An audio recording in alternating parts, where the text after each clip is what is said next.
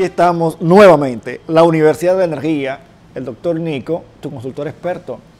Déjame decirte que hoy tenemos a otro doctor, y de los Alcarrizos, donde yo soy, doctor Víctor Sena, que es nuestro invitado principal hoy.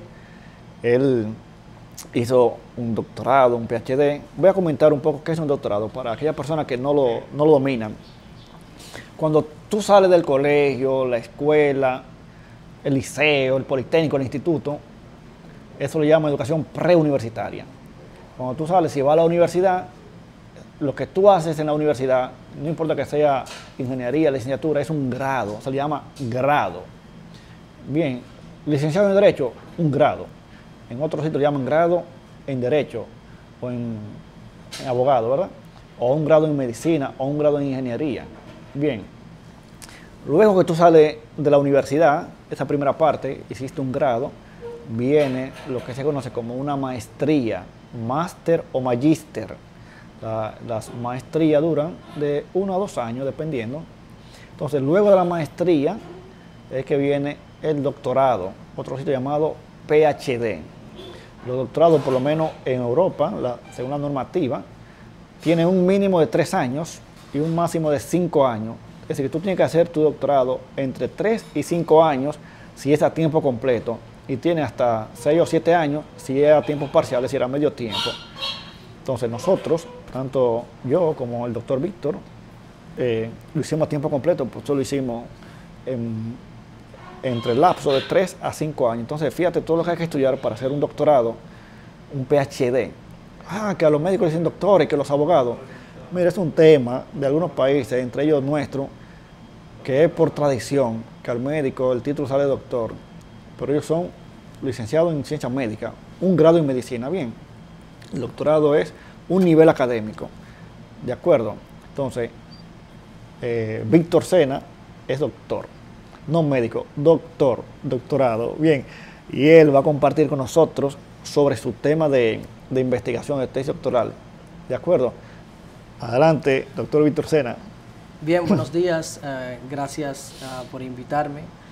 Un saludo para los amigos televidentes, un saludo para mi familia y también para esos amigos de Twitter que también se informarán y se unirán a ver la programación. Déjame decirte que tú tienes seguidores fieles, porque cuando se subió tu participación en el Twitter, en la cuenta del programa Energía y Economía, así mismo búsquenlo en Twitter, en YouTube, en Facebook, en Instagram, y síganos. Entonces, cuando se publicó la foto del doctor Víctor, muchas personas le dieron retweet, me gusta, él tiene seguidores fieles. Son pocos, pero los pocos que hay son muy buenos. Son fieles, sí. Eso es lo importante. Y sí, estudiar energías renovables al final pues es un compromiso que uno va entonces cultivando para contribuir, para preservar el medio ambiente y también para el desarrollo del país. Y sí, esto del cambio climático ya es una tendencia mundial y que estamos preocupados por reducir las emisiones y generar energía de una manera limpia. Sí, por cierto, recuérdanos el doctorado que hiciste, que no lo dije, doctor en... Bueno, el doctorado fue en energías renovables y eficiencia energética. Fue un estudio de una bomba de calor agua-agua funcionando con CO2. Una bomba de calor agua-agua es ¿Dónde una bomba estudiaste? En la Universidad Politécnica de Cartagena, en España. ¿Qué es una bomba de calor? Una bomba de calor es lo inverso de una máquina frigorífica o de un aire acondicionado.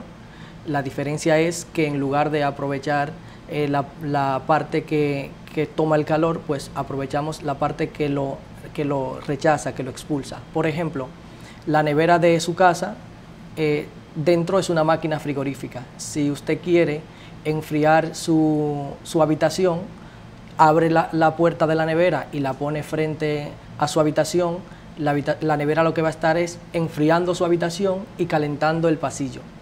Pero si estamos en época de invierno y que tienes 10 grados, 12 grados en casa, aquí en República Dominicana no, pero en otros países sí. Si tenemos aquí 22 grados y usted quiere calentar la casa, pues lo que hace es que abriría la nevera para el pasillo y pondrías las parrillas que están detrás, que es el condensador, para la habitación. Entonces usted está enfriando el pasillo y calentando la habitación.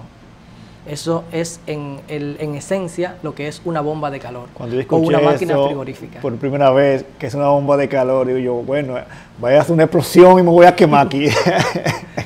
Sí, yo también la primera vez que lo escuché fue así, me llegó a la mente la bomba y eso. Entonces, en esencia, los refrigerantes convencionales han influido mucho al deterioro de la capa de ozono. Si hacemos un recuento, en principio, los refrigerantes de primera generación incluyen el CO2, que fue el refrigerante que yo utilicé en mi tesis, el dióxido de carbono. La primera generación incluye el CO2 e incluye el amoníaco, pero el CO2 en aquel entonces presentaba limitaciones porque las condiciones de temperatura crítica y presión crítica representa la temperatura crítica es baja y la presión crítica es muy alta. La temperatura crítica, como tú, Nico, también lo conoces muy bien, es la temperatura a partir de la cual ya el refrigerante no se puede condensar. Las características son similares entre el vapor y el líquido.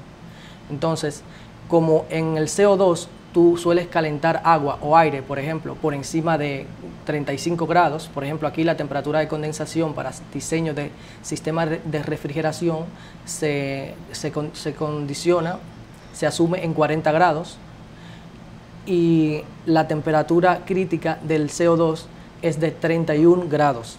Por lo tanto, al estar por encima de la temperatura crítica, es un ciclo transcrítico. Si está por debajo de las condiciones críticas, es un ciclo subcrítico. Para ir aplatanando algunas cosas, doctor, que nos sintonizan, nos escuchan, muchas personas que no son expertos. Bueno, esos detalles que está diciendo, parámetros, presión, temperatura, crítica, ten lo siguiente, ahí donde tú estás ahora mismo, siente una temperatura en tu cuerpo, ¿verdad? Eso lo llaman temperatura del aire, temperatura ambiente. Ahora aquí estamos fresquecitos, tal vez tú tengas calor ahí, esa es temperatura ambiente. Bien, y está a la presión atmosférica, a la presión que ejerce la atmósfera, la cantidad de aire de la Tierra encima de ti. Entonces, presión crítica y temperatura crítica, junto con la temperatura ambiental y la presión ambiental, son parámetros que se llaman parámetros termodinámicos, para los que dan termodinámica en la universidad. Bien, y están tabulados en tablas, en los libros, y si no están tabulados, los ingenieros y doctores lo calculan, fórmula matemática, es decir, son parámetros, bien, que nos sirven para diseñar, en este caso, bomba de calor, también aire acondicionado, ¿de acuerdo? Entonces, sigue, doctor. La otra limitación que presentó el CO2 fue la presión crítica muy alta. Normalmente en los sistemas convencionales que manejamos actualmente, los refrigerantes más utilizados, la temperatura crítica, la presión crítica suele estar entre 30 y 60 bar. Por ejemplo, el R22, un refrigerante que ya no se utiliza, no se debe vender incluso, tiene una temperatura crítica de 96 grados centígrados y la presión crítica anda alrededor de 48-50 grados, 50 bar. Por lo tanto... Sí. Es mucho, para que tengan una idea, ¿verdad? Un bar es la presión ambiental, más o menos. Un bar. Imagínate 40. Imagínate 40 veces esa presión de aire sobre ti. Entonces, es mucho, en verdad. Entonces, al ser la temperatura crítica del CO2 31 y necesitar calentar por encima de esa, el refrigerante no se condensa, entonces en los ciclos de CO2 se le llama gas cooler o enfriador de gas, porque no hay condensación. Entonces los ciclos convencionales sí le llaman condensador. En una máquina frigorífica de R22, el refrigerante va a condensar sin problema porque tú la diseñas para condensar a 40 grados y la temperatura crítica, como se dijo antes, es 96.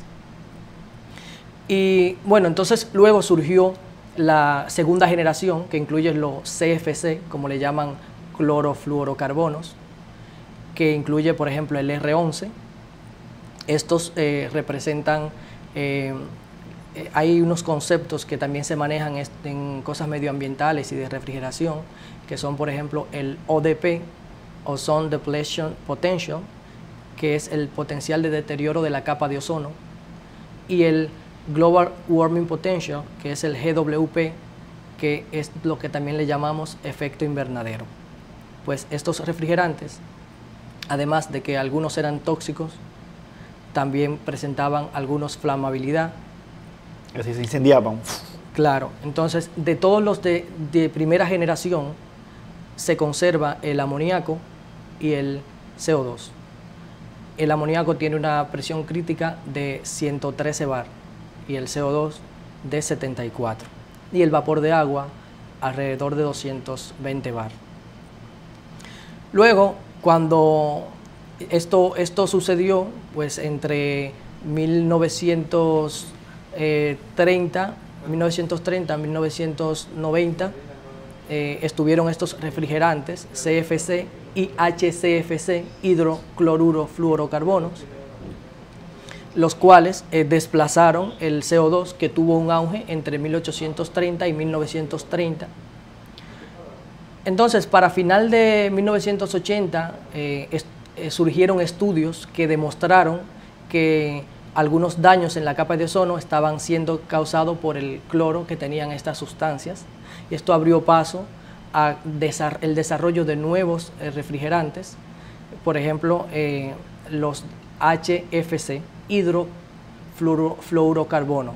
Esos ya le quitan el complemento del cloro, pero seguían teniendo, ya reduce el porcentaje de deterioro de la capa de ozono, que en los anteriores estaba entre 0.02 y 0.11, lo reduce a 0, pero en el porcentaje de efecto invernadero siguen siendo altos.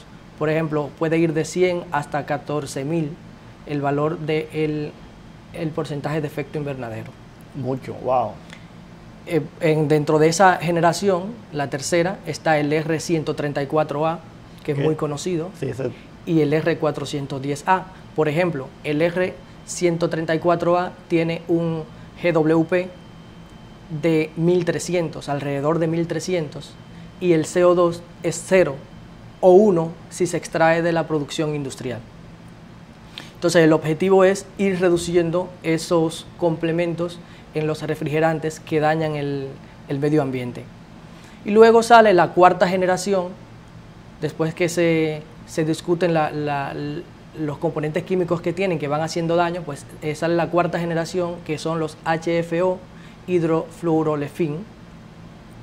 Estos tienen porcentaje de efecto invernadero bajo, entre 0 y 500 aproximadamente, y el deterioro de la capa de ozono sigue siendo 0. Los únicos que tienen deterioro de la capa de ozono que tienen valor en esto son los de la segunda generación, los que se dijeron anteriormente, CFC y HCFC. Y están los refrigerantes naturales, como es el propano, que tiene un deterioro de la capa de ozono de 0 y un porcentaje de efecto invernadero alrededor de 3. Y dentro de los refrigerantes naturales está el CO2. El objetivo, naturales porque vienen... Claro, porque están en el medio ambiente. Exacto. En el medio ambiente tenemos propano. Claro, propano. Sí, el propano tú lo tienes en tu tanque de casa para cocinar. GLP es una mezcla de propano y butano. Claro. Entonces están los hidrocarburos. Y al final el objetivo, lo que ha desatado el estudio de las bombas de calor de CO2 fue esto, que se quería combatir los efectos de los refrigerantes convencionales que estaban haciendo daño a la capa de ozono, y un científico de Noruega, Gustav Lorentzen, entre 1993 y 94, lanza un artículo que se trata sobre el renacimiento del CO2 para la refrigeración y las bombas de calor. En principio se estaba estudiando en automóviles. También otros autores están Nexa y otro es Peterson. Se han desarrollado varios estudios, pero siempre el CO2 representa un reto para la comunidad científica, porque ahora que ya se está utilizando el CO2, que se utiliza comercialmente, también están las estrategias de mejorar su rendimiento. Y el CO2 representa también un reto en lo que es la optimización de la presión óptima de ensayo. Esto indica que para unas condiciones específicas, por ejemplo, si queremos climatizar este espacio para que esté a 24 grados y que en el agua caliente o en el aire caliente esté a 40 grados, hay una presión óptima que el CO2 te la da. Y en la mayoría de los casos, la presión óptima está por encima de la crítica, que es 74. Exacto, ese es como más o menos, si tú quieres bombear agua en tu casa, que en Dominicana es común tener bombitas de agua, la presión óptima, si tu bombita no tiene la presión óptima, no va a subir el agua al tinaco. A esto más o menos la idea. Claro, entonces, como se tienen condiciones óptimas, se hacen diferentes estudios numéricos y experimentales para encontrar correlaciones. Ahí no pausa. Para presentar correlaciones. Más adelante seguiremos entonces presentando un resumen de los ensayos que se hicieron y las cosas que se han podido demostrar en nuestro estudio. Así que no te vayas, seguimos.